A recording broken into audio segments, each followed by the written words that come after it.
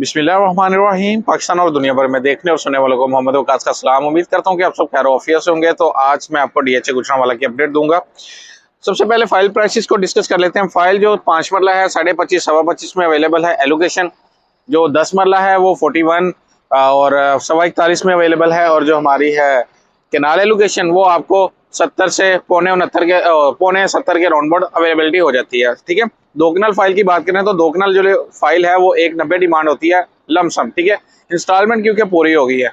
उसके बाद हम डेवलपमेंट पे आ जाते हैं। डेवलपमेंट मेरे पीछे आप देख ही सकते हैं। ठीक है, ये मेन बुलेवार्ड है डीएचए गुजरांवाला की, मेन 200 फीट जो कि CZ3 से आगे आ रही है। इस पे भी तकरीबन कंप्लीशन हो रही है और ब्लैक टॉप होना स्टार्ट हो जाएगा। अभी ये स्ट्रक्चर रोड बनाया हुआ है, on the way L sector की तरफ ये जा रही है मेन बुलेवार्ड। और मैंने एक शॉट में भी दिखाया है कि वहाँ जो एक 50 मीटर का जो फासला है जो कि जी और एल सेक्टर की मेन बुलेवार्ड है, वहां से असफाल्ट डलना स्टार्ट हो गया है और आगे दीम पार्क की तरफ जा रहा है। तो जो मेन बुलेवार्ड पे काम है वो तो बड़ी स्पीडी हो रहा है।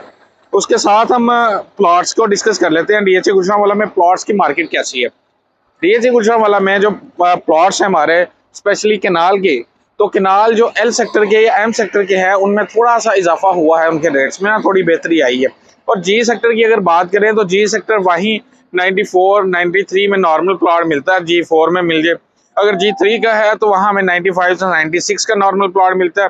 कैटेगरी की बात कर ले, मीन कॉर्नर या फिशिंग पार्क G4 में या G3 में तो वो 1 से 1.5 के दरमियान अवेलेबिलिटी होती है। अगर 80 फीट पे है तो वहाँ 1.5 से 10 के अंदर होती है। और अगर मोइन बुलेवार्ड पे है 156 फीट पे है तो वहाँ जो प्लॉट की केनाल के जी सेक्टर है 1.35 से 1.40 की ब्रैकेट में मिलते हैं कॉस्ट ऑफ लैंड। ठीक है, उसके साथ मैं आपको बताऊं कि जो हमारे 5 मरला प्लॉट है सी सेक्टर के, C4 या 5 में 42 से 44 के राउंड बोर्ड मिल जाते हैं नॉर्मल कैटेगरी में। अगर कैटेगरी है तो 48 से 49 की कैटेगरी में मिल जाते हैं कॉस्ट ऑफ लैंड।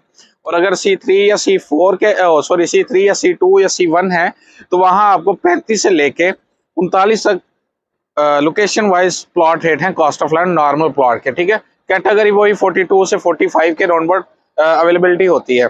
इसके साथ मैं आपको बताता चलूँ कि जो 10 मरला प्लॉट है हमारे पोजेशन वाले सी सेक्टर के और जी सेक्टर के, सी सेक्टर में जो पोजेशन वाला 10 मरला प्लॉट है हमारा, हमको 68 लाख से लेके 72 लाख तो नॉर्मल प्लॉट की रेंज है। और मैक्सिमम अगर उसके 156 फुट पे है, या कॉर्नर है या डबल कैटेगरी है तो वो 80 से 90 की रेंज में भी चले जाते हैं। एक कॉर्नर और 156 फुट प्लॉट पड़ा है उसकी 90 डिमांड है और एक 156 फुट पे है उसकी 85 डिमांड कर रहे हैं। ठीक है, उसके साथ एक पार्क फेसिंग है उसकी 75 डिमांड कर रहे हैं C5 में प्लॉट की।